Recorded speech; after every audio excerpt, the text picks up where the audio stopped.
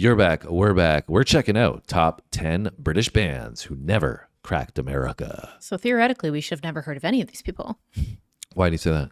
They never cracked America, then how will we know who they are? Well, I mean, we have done a few videos on the channel now. Yeah, that's true. Fair enough. I didn't really put two and together. I was thinking of things that you just heard around. So one person I was thinking about, they said band, so I don't know if he's going to be included in this.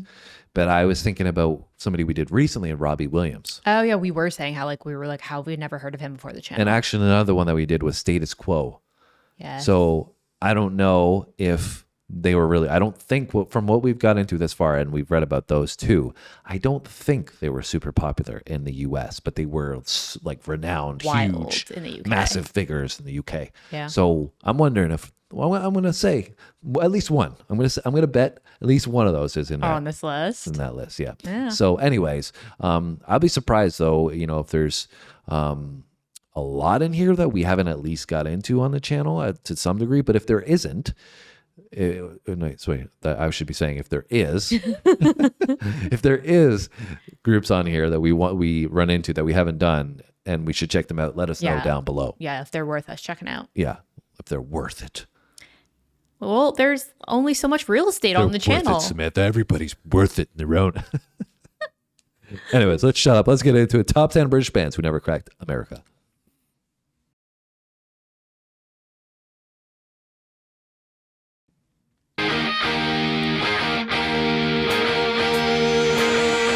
These musical groups found fame in the UK, but they remained relatively obscure in the US.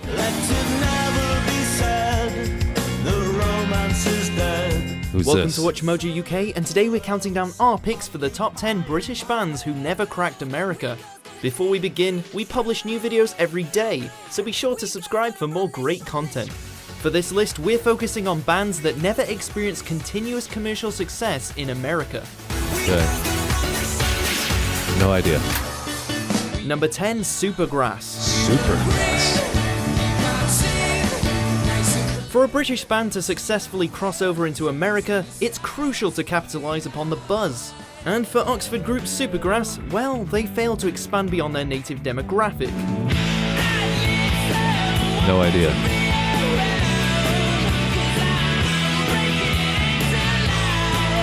With their 1995 debut album I Should Coco, Supergrass briefly reached the number 1 in the UK charts, and actually released 2 more albums by the end of the 90s. By that time though, music trends had changed significantly in the US and, well, Supergrass began to drift away, barely cracking the US top 200 with 2002's Life on Other Planets. Sadly... So, Supergrass, Sam, recognize them? No. No. You?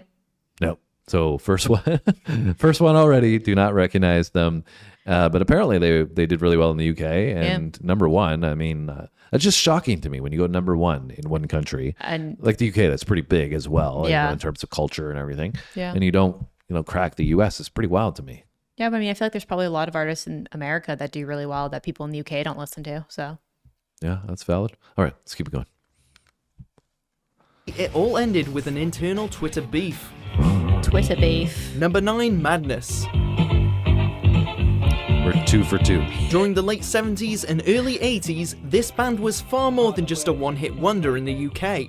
In fact, Madness would even influence the American band that would ultimately become No Doubt. Oh, wow. Oh, I know that song.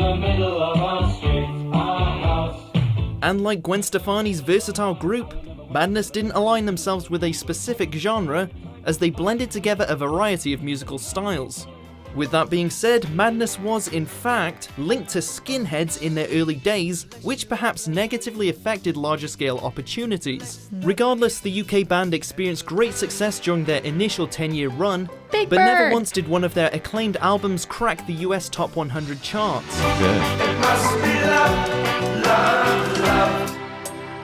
Number 8, Take That. I guess now it's time. Take That. Okay, so we're 3 for 3 now. I don't know.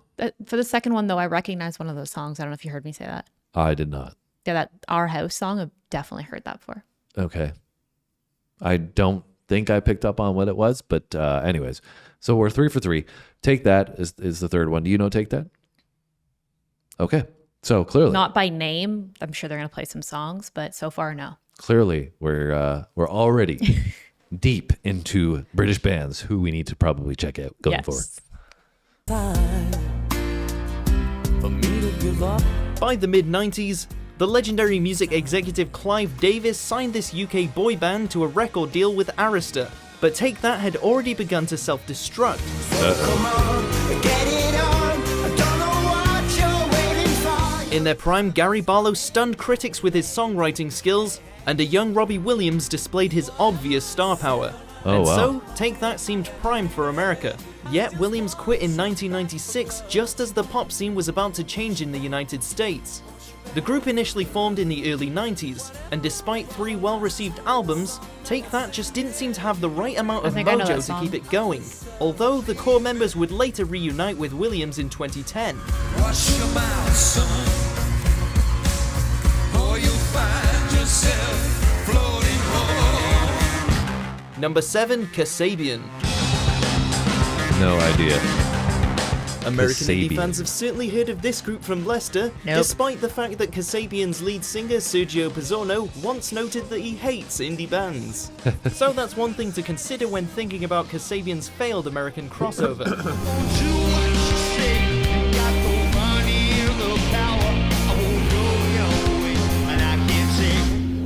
In the UK, they reached number 4 on the UK charts with their self-titled 2004 debut, and the next several albums managed to reach number 1. By 2013, however, guitarist Jay Mellor actually left to play with Liam Gallagher, formerly of Oasis, while Tom Meehan cited unfinished business in America around the same time. However, the 2014 album 4813 failed to chart in the US, and maybe Kasabian just wasn't ready for a committed American crossover.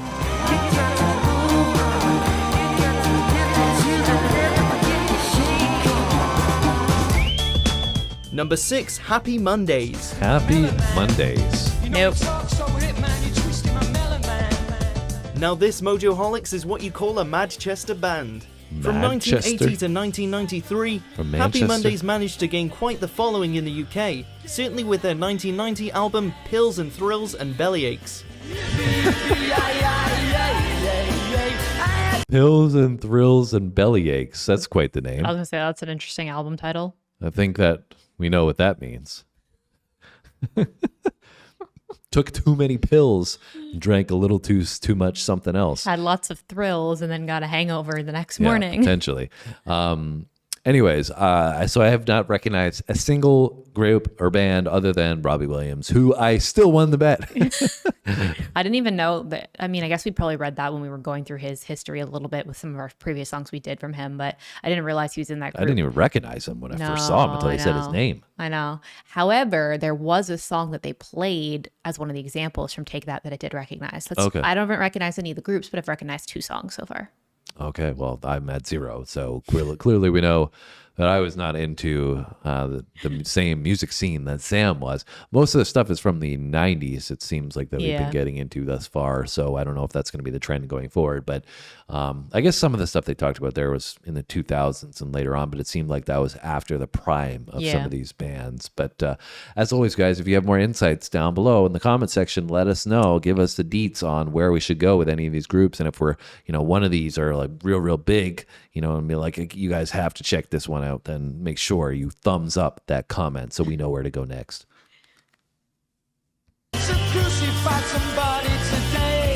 But considering that a band like New Kids on the Block was big in the United States at the time, well, that's just one reason why the Happy Mondays sound failed to connect with the American mainstream. Even so, this is a band that heavily influenced some of the more notable UK bands of the 90s, such as Oasis and the Stone Roses. Wow. Yet their sound embodies more of a distinct Euro vibe rather than trendy American hooks. Trendy American looks.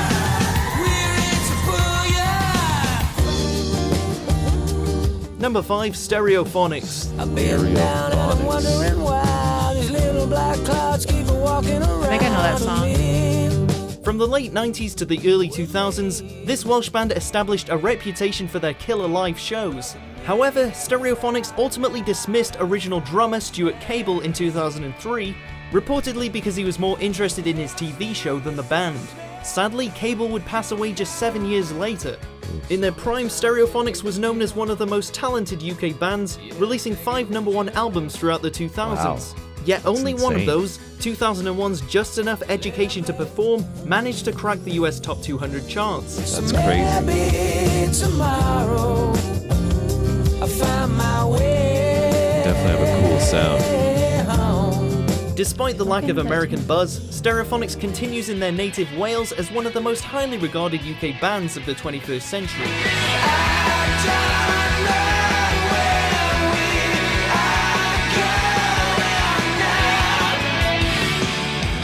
Number 4, Manic Street Preachers. Manic Street Preachers. I don't know anything, guys. I'm out to lunch here. Like many overly ambitious rock bands, this Wales group infamously hyped up their 1992 debut album, Generation Terrorists, and, well, failed to crack the top 10 in the UK charts. Just like when something other survivors natural sorrow. In fact, the Manics wouldn't land a number 1 until 6 years later. This coming 3 years Wow. after the mysterious disappearance of the celebrated songwriter and guitarist Richie Edwards. Their music is pure rock, something that US rock enthusiasts could easily get behind, or so it would seem. But while the Manics became iconic figures overseas, their sound just never translated to American mainstream consumers. Decades after the loss of Edwards, however, the Manics continue to wail.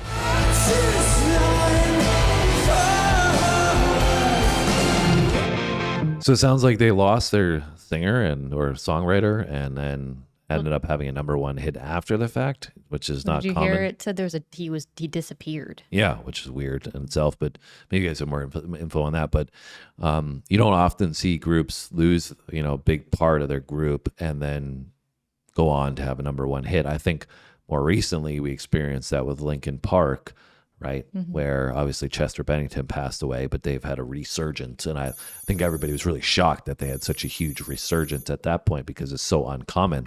And I feel like that must have been the case at this time with the Manics. I was forgetting their name for a second there.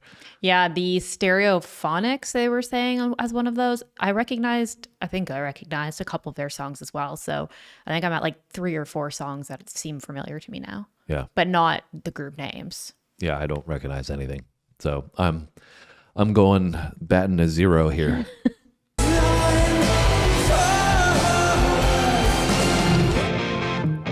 Number 3, Pulp.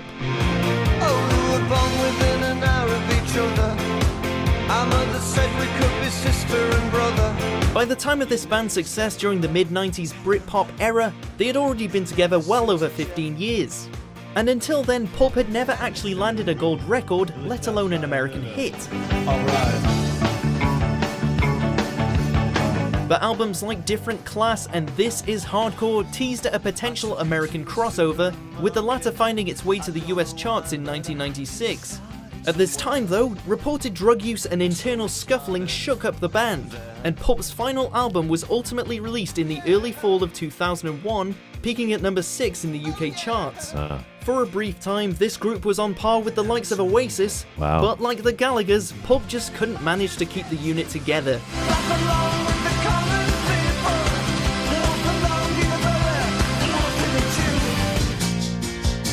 Number 2, The Jam. The Jam. I don't know The Jam. Fronted by the multi-talented Paul Weller, a man known for his distinct British compositions, this band came, saw and conquered during their decade-long existence. Well, at least in the UK.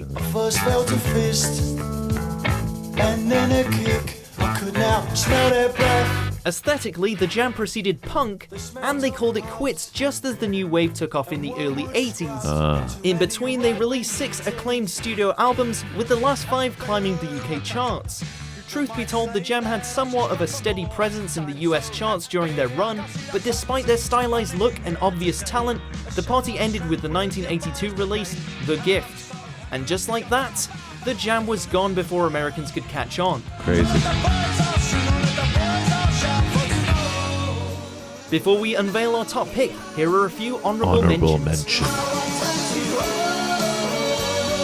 Yep. Animal Nitrate. You spend the evening Nope. unpacking books from boxes.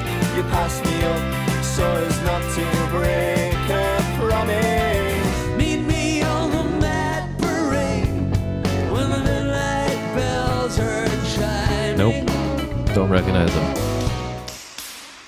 Number 1, The Stone Roses. Who are the Stone Roses?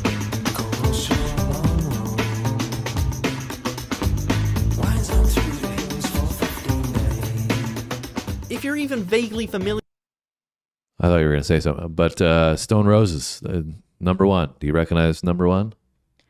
That's number 1, or that's the number 1? They were saying that those were honorable mentions. No, I'm pretty sure this is the final one. Is Stone No, I Roses. don't recognize that at all. I don't recognize any of these people's names except for No, Robbie Williams. Same. That's insane that they had so much success in the UK. And So my initial theory was correct in that we are not familiar with any of these.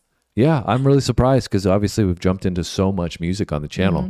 And it it's- shows you how much there is, though, out there. Exactly, it does. I mean, culturally, when you look at different parts of the world, they have so much to offer. I mean, we've done stuff from the Philippines that have blown us away. But it, like Sam, you just said, it's really insane how much music comes and goes, right? Yep.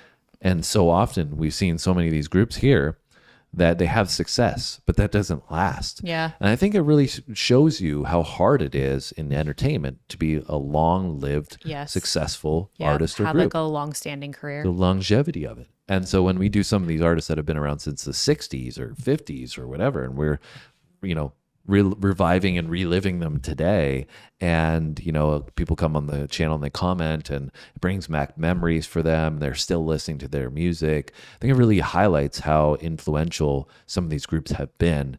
And unfortunately, the other side of it is how just a group breaking up, or some drug issues, or tour issues, or somebody wants to go and do their own thing, can really break apart a group very, very Yeah. easily. Well, I was just about to say that obviously being a solo artist has its own set of challenges, but it's like when you're a group, that's more opportunity for something to happen because there's more people, right? So there's more of a chance of it not being as long withstanding because there's more opportunities for things to go wrong because you have to manage more people. For sure.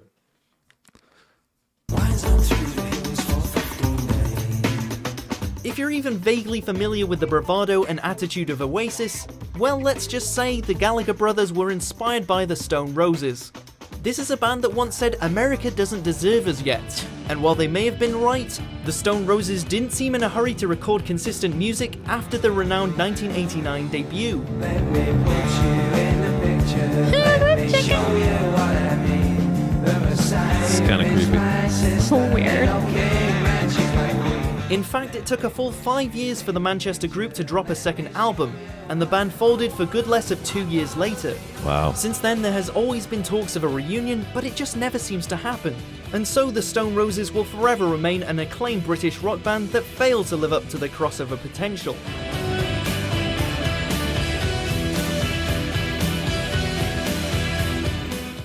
Do you agree with our picks? Check out these other great clips from Watch Mojo UK and subscribe for new videos every day. Yeah, I guess you guys let us know if you agree with their picks, if those are the top 10 that never crossed over, because we didn't know any of them, so we can't really confirm nor deny. Yeah, I mean, I think, as I said earlier in the video, a lot of these were from the 90s, it looked like. And, that was the Even era. some of them, I think, were the 80s. Yeah, but it's kind of like this era of, I think we mentioned Status Quo would have been earlier than that, for example. Yeah. And then really not much after the 2000s in Like terms of early popularity, 2000s.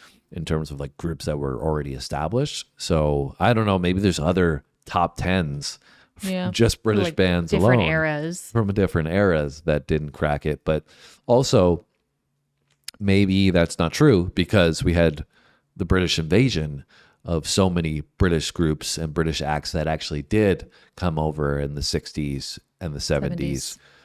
Prior to this. So Yeah. really, really interesting that so many of these groups never, caught on. Yeah. And I think we just saw the fragility of, that last group there, right? Like they only dropped 2 albums in like 6 years and really didn't take advantage of their momentum. And it just, people kind of forget about you, right? I think especially too, as, the internet came to be and, more and more popular, options were coming about of accessing music. It meant that there was more bands that were out there, right? So if you didn't capitalize on that momentum, somebody else might jump in and take your spot. Right? Yeah, for sure. And I think they were also highlighting in here as well that at certain points there was different sounds that were more popular in different countries, right? So like even though there was something that like historically probably would have been popular in the US's tides had turned a little bit, and they were now kind of more like, they used the example of the New Kids on the Block, right? And they were kind of more in this like poppy boy band sound, and that was what was really popular, even though what was popular in the UK would have probably been what would have historically been popular in the US. Well, I think it's also, you're referencing timing, right? Because there was a few instances here that they discussed that, just the timing didn't line up of, they were emerging and then they kind of faded out just before things popped off in that genre. And, if you don't have things lined up again, the stars don't line up for a lot of different aspects, and you might not see the stardom that is potentially deserved or could have been there. So let us know down below more insights on these groups and where we should start. Yeah, if we should check any of them out. I think there's going to be at least one we're going to have to do. Yeah. Maybe more, but you guys should let us know what we should start with. And you can drop a comment, hit the like button if you agree with that comment. Hit the like button on our video so it helps this video reach more people. Hit the subscribe button if you're new here, because we drop new content every single day. This community has been insane. Yes. It's blown up You so guys are much. amazing. And we have enjoyed getting into more UK content on the channel as well, which we are going to be doing in the future. So if you want to hang out with us, please do so. Hit the subscribe button. Have a great day. We'll see you on our next video. Thanks for watching.